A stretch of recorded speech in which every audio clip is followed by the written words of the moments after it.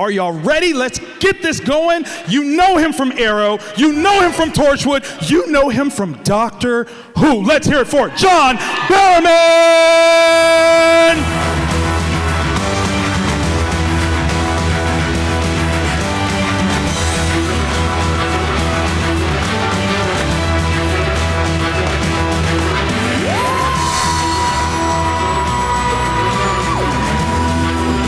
Thank you, everybody. Oh dear, I'm dropping things.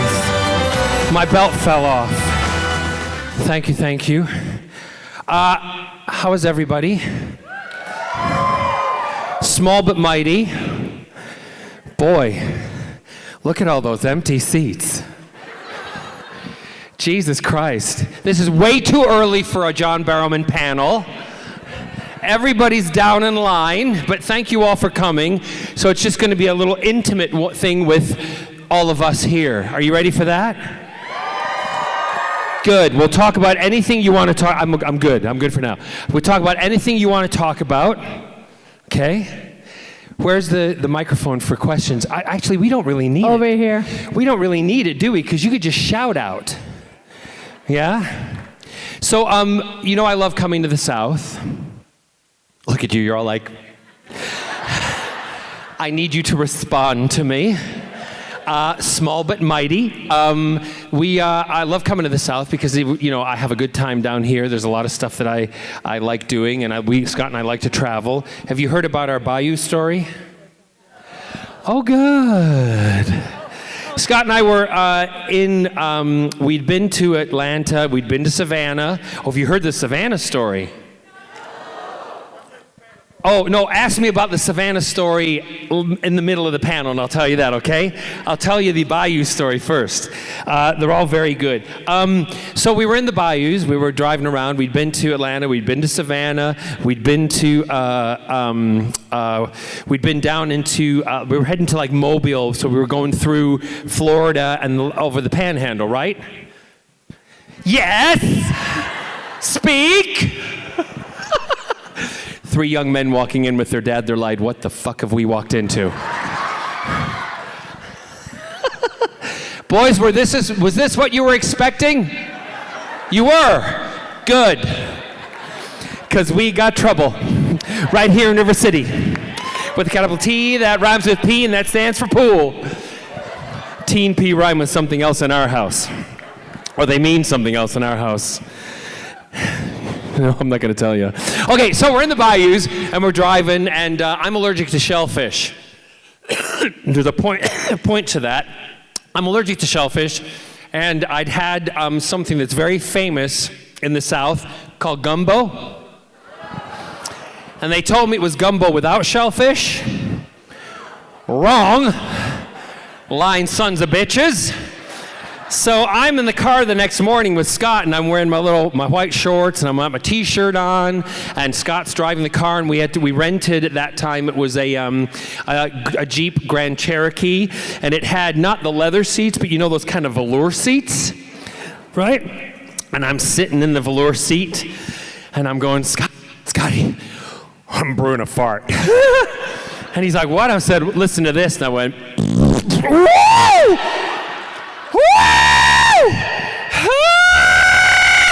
He's like, what's wrong? I'm like, can you not smell what is wrong? There's some gumbo somewhere and it ain't meant to be where it is right now. Oh, so Jesus, you gotta find a place. I gotta clean up. I gotta get the suitcase. I got it out of the back. I gotta change my shorts. He's like, what do you want to do? I said, find a place where there's nobody there. He's like, fine. So he drives and he says, I'm gonna find a dike. I said, I don't need a lesbian.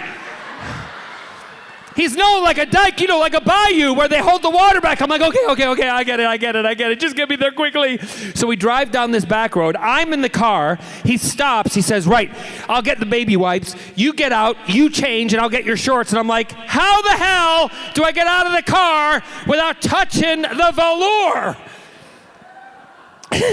He's like, well, you've never touched cloth before, so...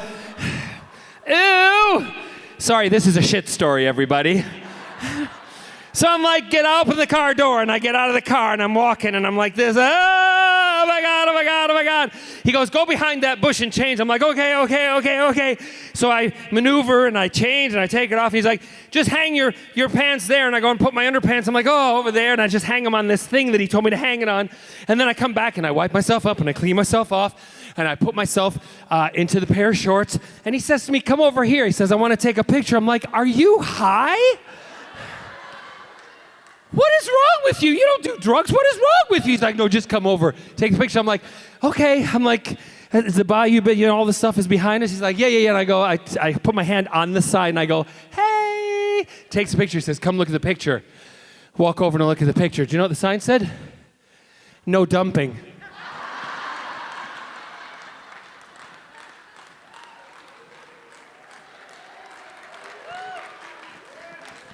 Yeah. Can you imagine the next batch of tourists who came up to that sign in that spot? Honey, we're here to see the dikes that hold the water back. Dear God, that's the most delicious gumbo I've ever seen. Anyway, so I'm going to go to questions right away because I like to feed off of you guys, okay? So anybody have any questions, just raise your hands, or if you want to go to the mic, you can go to the mic. We're going to need your questions today. There you go, yes. Have I gotten any other men pregnant? I don't know what part of the world you come from. It could technically happen nowadays, but yes, that was a long time ago. You've been dying to ask that? You want to try? Looks like you're good in the bayous, too. We could go on Duck Dynasty, you and I. We could just change the name to Fuck Dynasty, right? How is it legal to be this fucking funny? Because I am. Anyway, so yeah, thank you for your question. But I'll see you later. Have you seen this gentleman right here? Stand up. See what I'm saying? Duck Dynasty, right? He's a bear. Yeah, he's a bear. I've done a lot of things in my life, but I've never eaten a bear. I mean that metaphorically. Anyone else? Yes. Tell the story about farting in the TARDIS with David Tennant. I've just told you a shit story. How old are you? You're 19. I love you, but you need therapy. I know someone I can send you to. I'm not going to, anyway, I'm not telling a fart story now. You know the story anyway, don't you? What happened? Yeah, I farted in the TARDIS, or David farted. You know, David does fart. All right, let's move on from farting and shitting, okay? It's become a panel about scat. Sit down, Savannah. I'll get to you later. Yes, my lovely. I'm good, how are you? You are? Thank you very much. You'll never see a show like it ever again.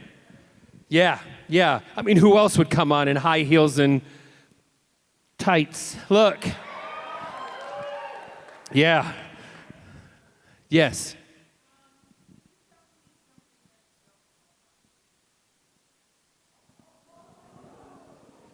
Can I tell you something that you don't know about Steven? I have to think about that because Steven's a pretty open guy. You know, he doesn't hide a lot of stuff.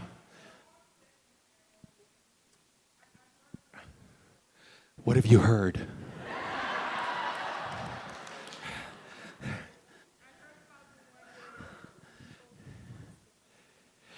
Can we move on from farts?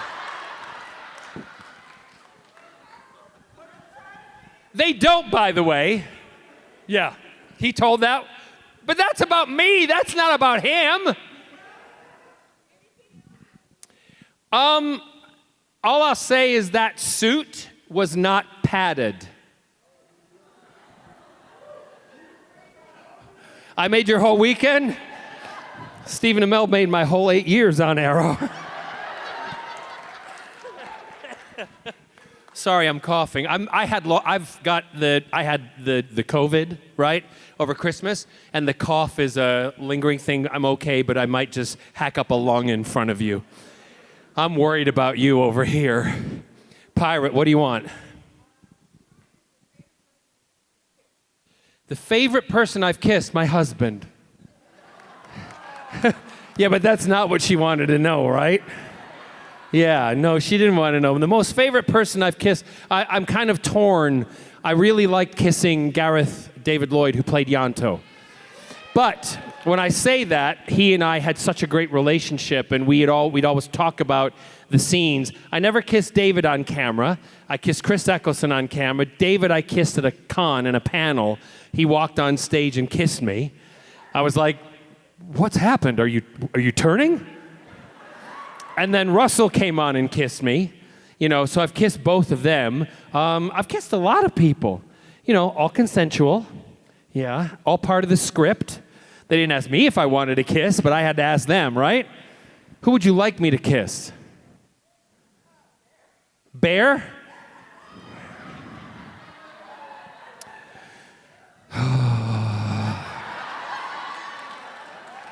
You what? You what? Oh, shut up. I don't do three-ways. By the way, good luck with taking the kids home in the car and explaining this. Yeah, a three-way is a coffee that you get at Starbucks. It's awesome.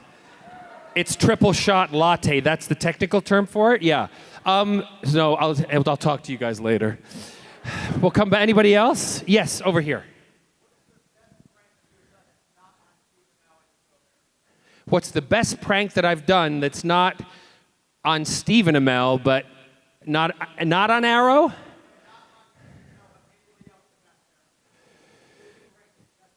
I haven't really pranked any. I just used to do things like, Paul Blackthorne was one of them. That Paul was very, he didn't like because he'd mess his own lines up. Then when I stopped and I turned and they both looked, I went like this to Blackthorne. Because he had to continue speaking. And this was his reaction when he looked at me and he went, oh, fucking Barrowman. So it's that kind. It's not really pranks. They're just like spontaneous things that happen. And that's the best way to do it, because if you plan it, it doesn't work, right? It doesn't work out. Anyway, anyone else? Yes, my lovely. Pinky Tuscadero. Uh-huh. Yep.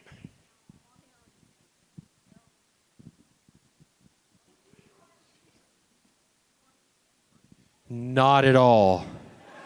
So if any of you had said, you are what you are, you have a great personality, but was it hard for you? You played a terrible villain, meaning a good villain. I played a bad guy.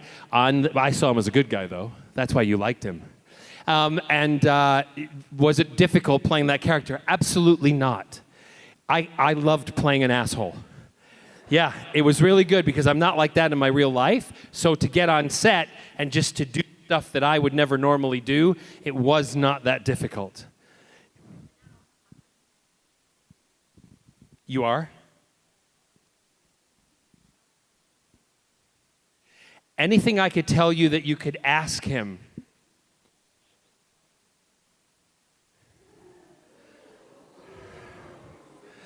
You're from the South, aren't you? You're sassy. So she wants me to tell her something that she can ask Stephen Amell, that he'll be like, how did she know that? I'm going to have to think about that one. Can't think about that one right off the top of my head, but let me think. Remind me towards the end, okay? Because I will try and think of something. You could ask him. You say, did John Barrowman's fart smell?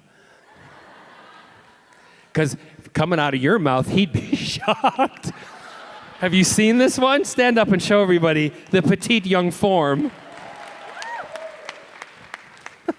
It's like my grandmother doing something naughty. Yes, over here. I mean that in a good way.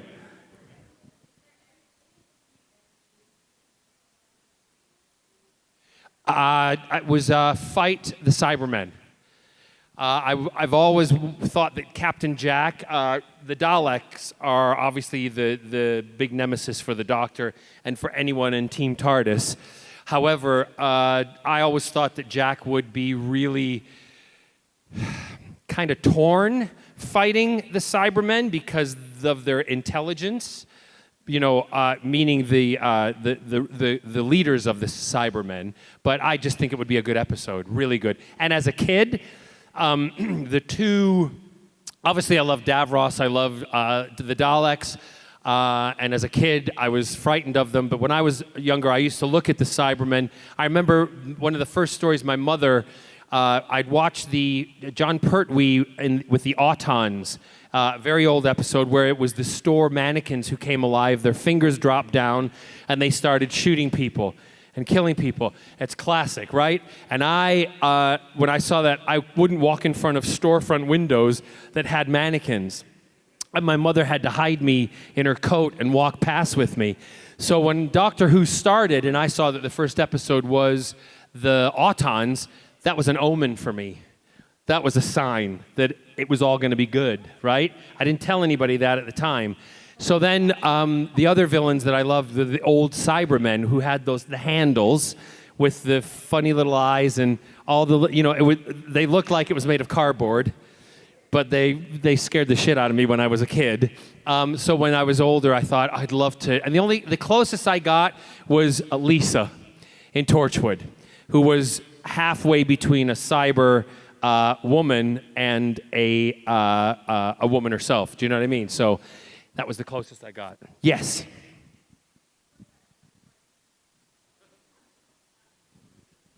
Never. Never, because I always figure it out.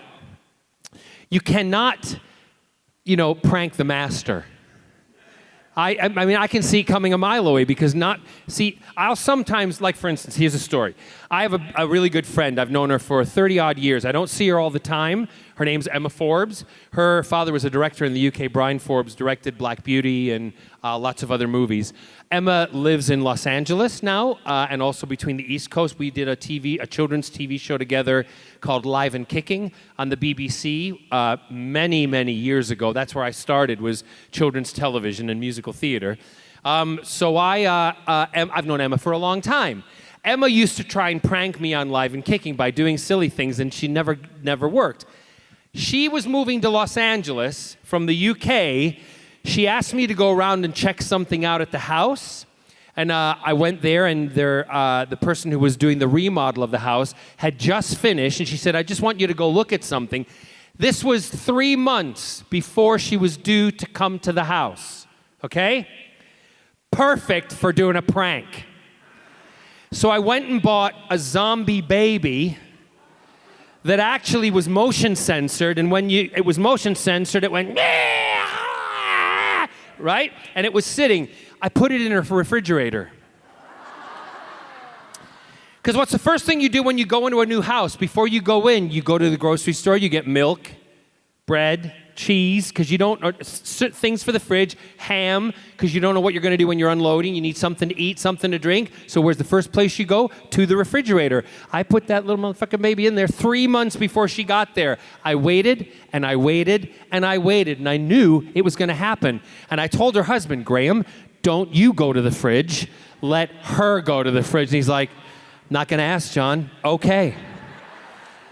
And she did. And she walked in 3 months later, and she's like, Graham, he recorded it. He's like, I'm going to put the milk away down. And she went, Jesus! Best moment ever.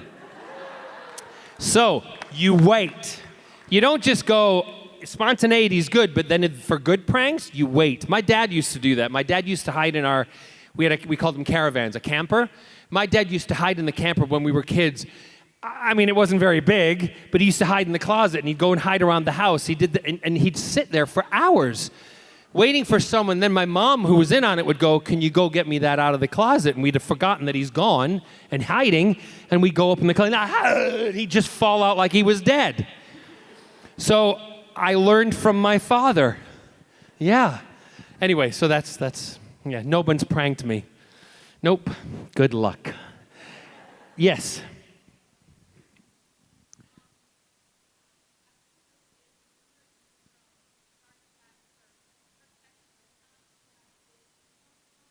I did. It is true. Yeah. Does everybody know that line? Megalodon? Okay, how old are you? Yeah. No, hold on, it's my fucking show, girl. Yes. He's 12. He's in middle school. This is a really rude story. It has the P word in it. Oh, cover your ears. I'm sure he's heard it before. Anyway, may I have permission to tell the story? Thank you. Also, I got a thumbs up, right? All right, everybody want me to tell the story?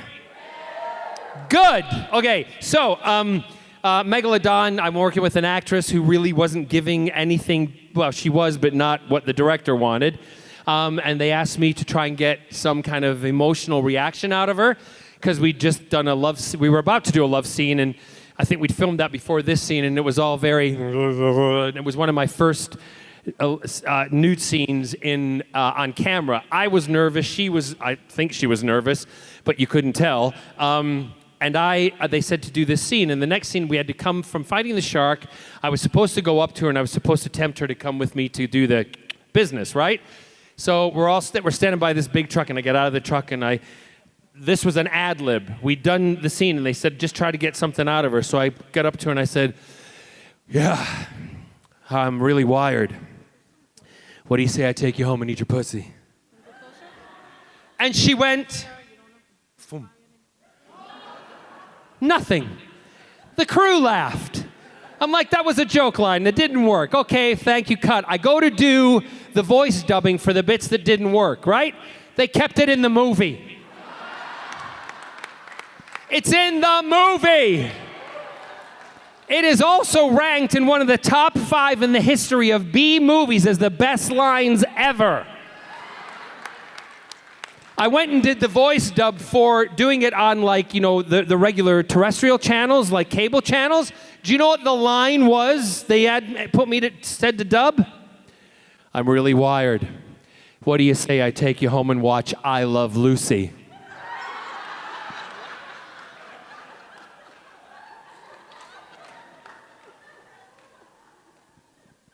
Jesus.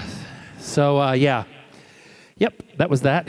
All of a sudden, he was a gay man. This gentleman here.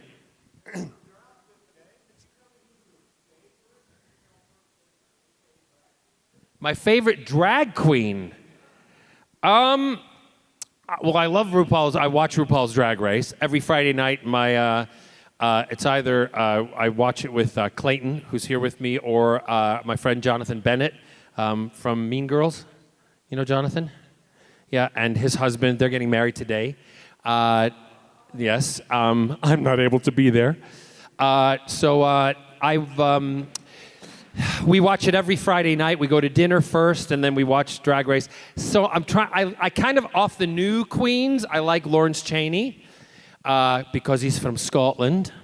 Lawrence Chaney! I like RuPaul. I think RuPaul's great. I'm not up on all their names. For me, it's about entertainment. It's about how they perform. So I'd have to say the one off the top of my head. And also, I like Ellie Diamond. I like the 2 Scottish queens. So, yeah. And Bianca Del Rio, I like also. Bianca lives in Palm Springs. Adjacent. Who's your favorite? Oh, you're way back. You're old school.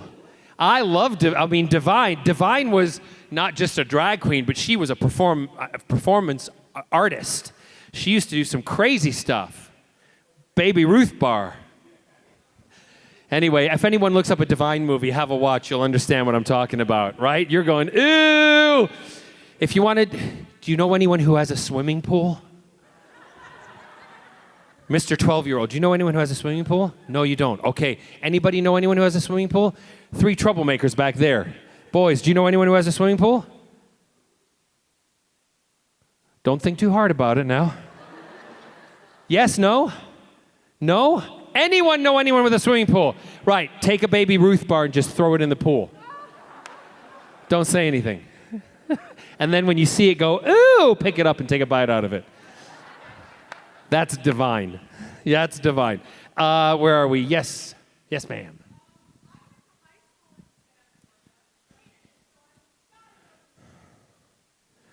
Are you ready?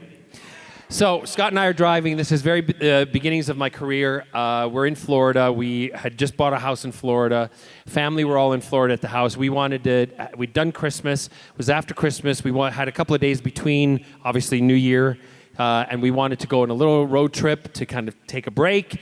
But we'd spent all our money on Christmas, on the house, and we were also, it was before the time when cards were so accessible to put in a machine and get them anywhere in the world. People, if you put your card in a machine from the UK and you punched your numbers in and they didn't like that you punched the numbers in there, even if they were right, they would think it was fraud because you were in a foreign country, okay? That's the premise. So we get to Savannah, Georgia, and we get to the hotel. We're booked in, and I give the card over to pay to get some cash, and it won't give me cash out. And I'm like, shit. I've got an American Express, but there's no American Express office here, and I can't get cash from that. So, because in the old days you could. And I said, the hotel's covered. I'll pay for American Express, but how are we going to get cash to go out tonight? And just something in me, I knew, talking to the concierge, I knew he was one of the boys, right? The old gaydar was on, and I'm like, okay, I can smell it a mile away. And I walked over and I said, hey, we're in a bit of a situation here, and I'm wondering if you know a place that does like a karaoke night or anything, or some kind of competition that we could go and we could do it, and we could maybe make a little cash and all sorts of stuff, like that. And he'd be like, yeah, go down by I might be getting the place wrong, but down by the docks, there's and there was some club. Yes, there's some clubs down there. Yeah, so there's a couple of gay clubs down there. And he said they're very private, they're quiet. He said the kind of old days you knock on the door, they do that, and they check you out, and they can get the gaydar from you. You close it, and you're let in, right? Because in those days, it was not legal to do a lot of stuff, okay? So we're like, okay, we'll go there. And I'm thinking it's karaoke.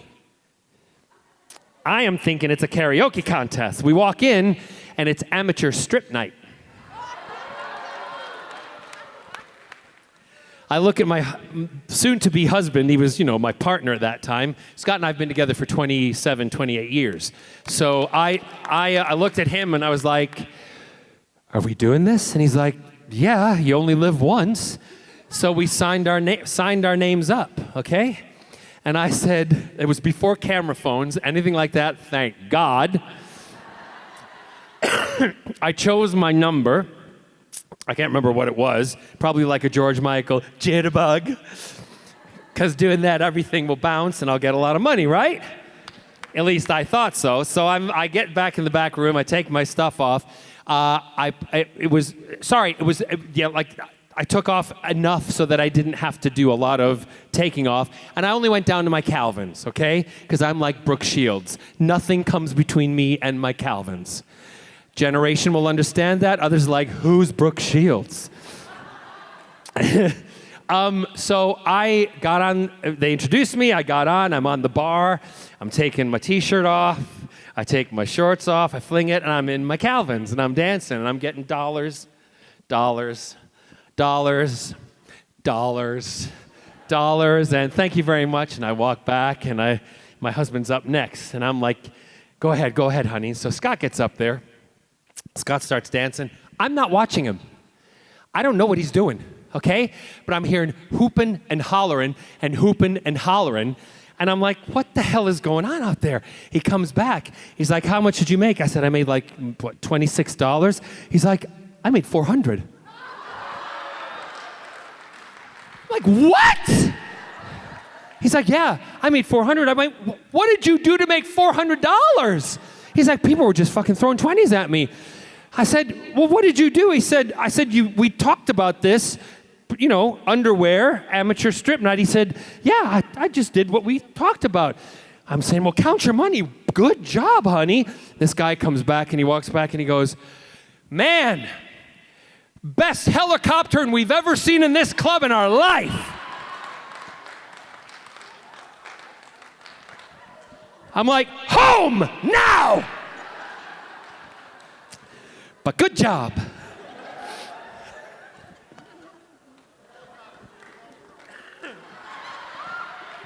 Helicopters are a machine you fly, and my husband goes. He does a really good impersonation of them. So I love Savannah. Savannah was good to us because we made a good bit of money, enough to get home at least. Not today with gas prices, right? Anyone else? Yes.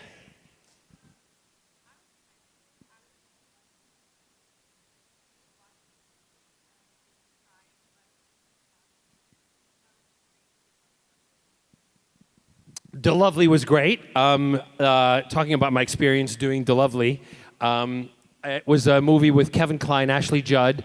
I played, it was about Cole Porter. Cole Porter's a big influence in my career. I started out with Cole Porter. I had a successful album doing Cole Porter songs. I had no idea, I did it for the love of the music.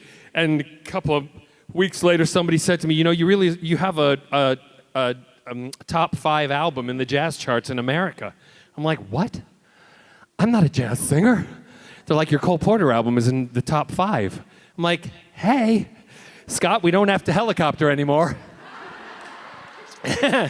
So doing that movie, they'd seen me in Anything Goes in the West End. They came to me and they wanted someone who knew the style, who could sing the style, who knew the period. And I've done a lot of Cole Porter stuff over my career. I know it very well. And I was in them. Also, I was out and openly gay. Not a lot of actors were in that time. And I was playing the gay character, the lover. I had no problem. I thought it was great to show it was representing in a movie that would be mainstream. And not many people were talking about that at the time. And so, anyway, I did it. And I loved doing it. The best thing about doing it, not only working with Kevin, because he was lovely to work with, that when we did the launch in Cannes, at the Cannes Film Festival, I was performing on the main stage. I got to sing with Alanis Morissette, do a duet with her. I got to, do my own stuff. Robbie Williams, you know who Robbie Williams is? Who was also in the movie, was sick, couldn't come. So they said, John, would you sing his stuff? And if you do, MGM are going to give you his budget and his hotel room. I'm like, hallelujah. So rather than just enjoying it myself, no one ever looks at the ensemble or does anything to help, or do something to them. I threw a massive party on their budget and ordered everything, and we were partying in our big suite looking over the bay in Cannes.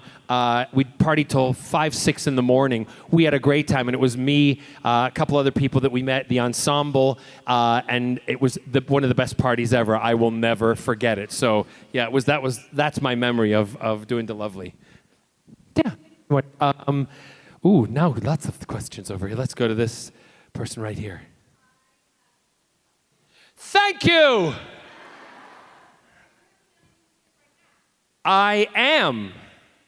But I'm going back to the UK next week to start recording an album. And I am choosing all the 2 tracks. My MD, Matthew Brind, who I work with all the time. Matthew, we discovered it when he was in college, and he's a composer. He does a lot of stuff for X Factor and America and Britain's Got Talent. All the songs you probably hear on there, Matt has helped with. But he does all my stuff, and it's going to be my first musical theater album in years.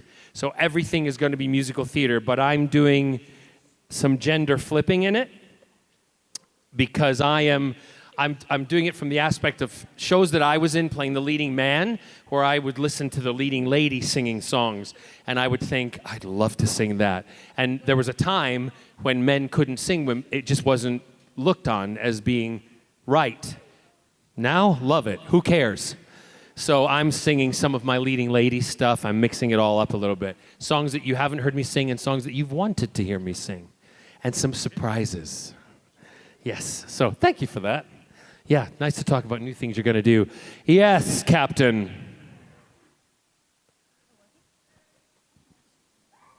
Excuse me?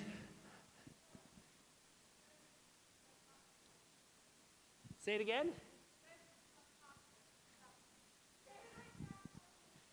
Favorite Jack Harkness death? Well, I've died so many times. My favorite one would probably be the one where he got blown up and all his bits went all over the place, and then he slowly came back together. And he was what Deadpool saw when he was in, but I did it before Deadpool.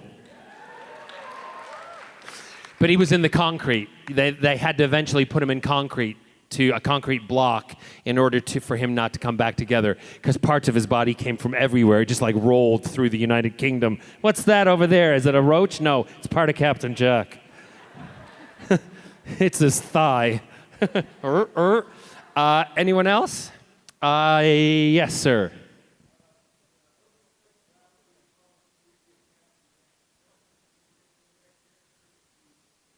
Oh no, there was if you look at the first scene, I wouldn't call it promiscuity because he was just being himself. It's just how people define it. If you want to call that, that's fine, but he was being who he was. It was the open sexuality was something that we needed in television at that time, and no one was representing that. Russell had the brilliance of thinking of it by putting it in a character who was a hero and a matinee idol, and people didn't expect it. The first line out of his mouth, and it set it up. You knew who this guy was immediately through his binoculars, and he goes, "Nice bottom," to a woman, and then he turns around and he goes to a guy, "You've got a nice bottom too," smacks him on the rear and walks out. So right away, you knew who Captain Jack was, a big old flirt. And as we used to say, he would do anything with a postcode, or as they say here, a zip code, right? So yeah, so it was from the beginning. And Russell, then what great writers do is they see your personality and they start to write that feeds the personality, and that's then what you fall in love with. I always say this, sometimes on cinema you play, you play characters, but on television, for me, you play personality with a bit of character, because that's what the TV audience sees through that flat screen. I was gonna say box, but 1980. Through the flat screen, they see that person and the personality, and they fall for it, and they love it. Thank goodness you fell for it. Yes, sir. What was my personal funniest moment on the set of Arrow?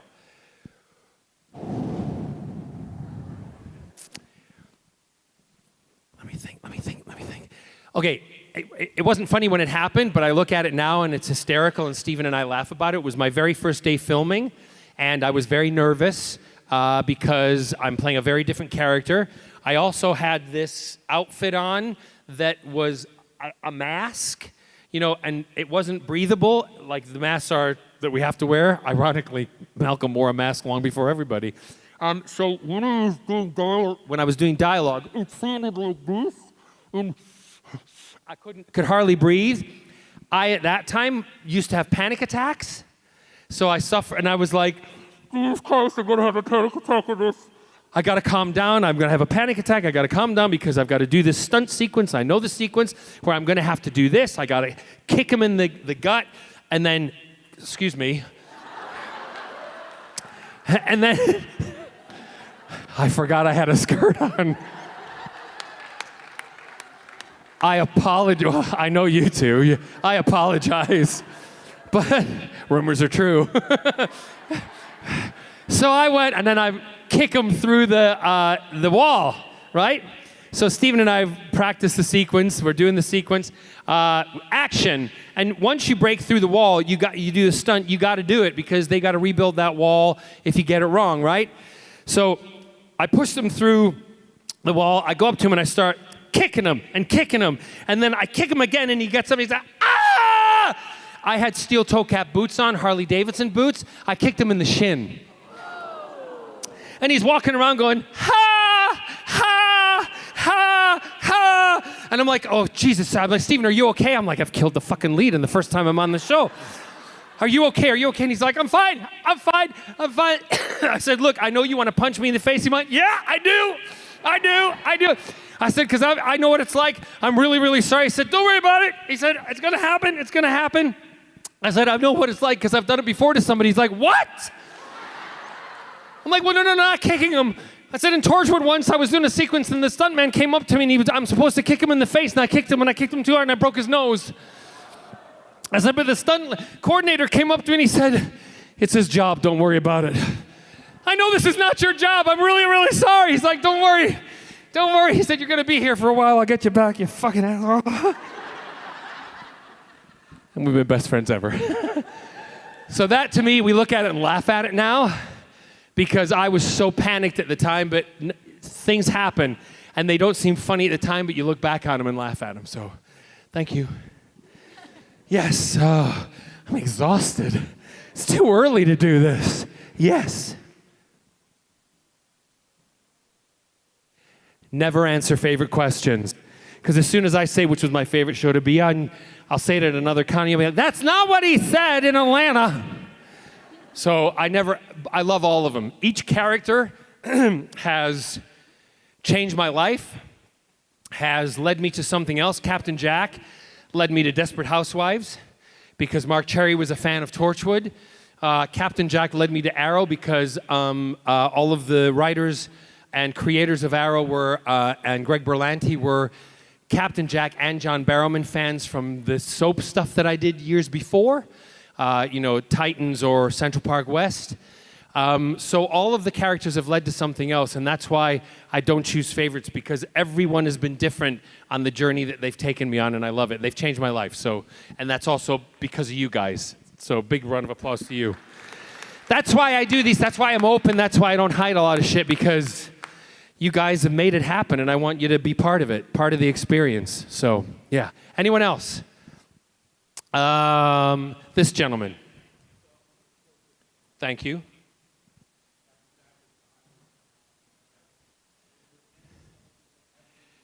No idea. It's not up to me. But if they ever ask, I will. Well, I mean, you go, oh, it's not up to me. I don't create the show. You know what I mean? And it's up to them. And if they do, I would do it at the drop of a hat. If it doesn't happen, it's their problem. Yeah, not mine. Yes.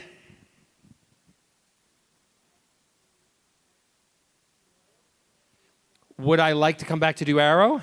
If they did like a return to Arrow in a TV movie, Malcolm's body was never found.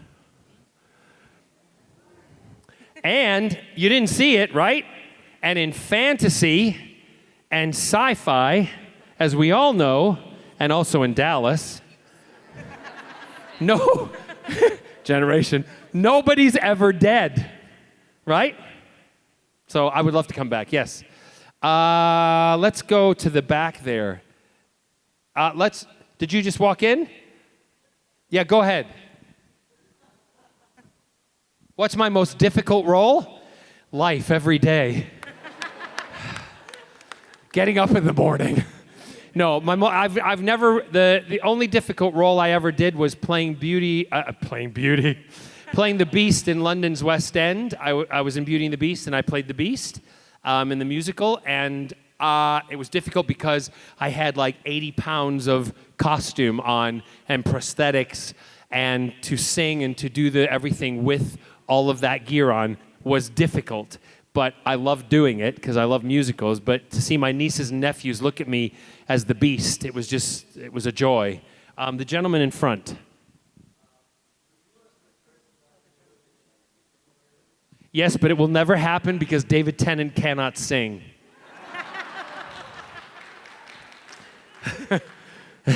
He'd have to be like Ed Harris and sing everything. The war a distant time ago here in Camelot.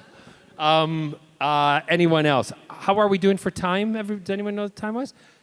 1 minute. One more question. Make it a good one. Think about it hard. Make it a good one. Hands up. Who do I want? Who? I'll get that. Don't worry. Thank you. I couldn't fucking think of when I was going to get off the stage. God damn it. It's a really tough one. I have to think. You'll have to come see me at the table before. Anyone else? Last one. Who wants it? It better be a good one. Yes. Oh. Was that your question? Bitch stole a question. Kill her. Fight, fight, fight. You're not going to hear Springtime for Hitler. I was in Germany I was in Germany doing a panel, a room filled like this, and someone said, would you please sing Springtime for Hitler? I'm like, hell no! Could you imagine the headline, in a room full of Germans? I'm like, you guys got a great sense of humor over here. Not. So we were rehearsing, and we were rehearsing in Brooklyn.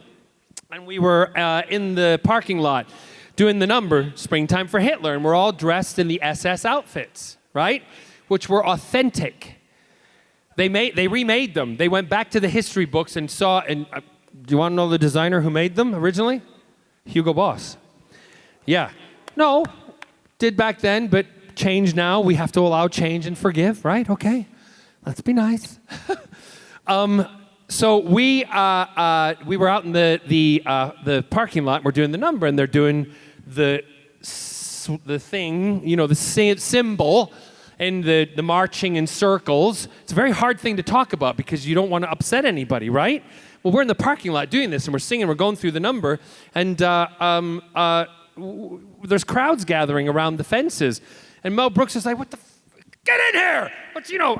If I think it was him who came out, and he's like, get in here! And he said, come on, and get in the do you realize what you're doing? We're like, we're practicing. He said, we're in a Jewish area! Inside we went. So for me, that is the silliness and the irony of what you're doing and recreating a moment in time for the show. But in the area that you're doing it and you're rehearsing, the people around have no clue what you're doing. So all they're seeing is a bunch of Nazis jumping around like queens, singing the song and high kicking, right? They're probably like, what the fuck is happening? Anyway, that's it. Listen, I thank you all for coming. You're small but mighty. I'm giving you my strength, my love, my support. I want you to go be happy. I thank you all for everything, and have a great day, and we'll see you later, okay? Thank you very much.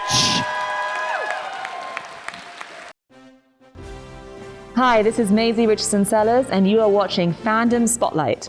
Be a legend and hit that like button, and most importantly, have fun and follow your fandom.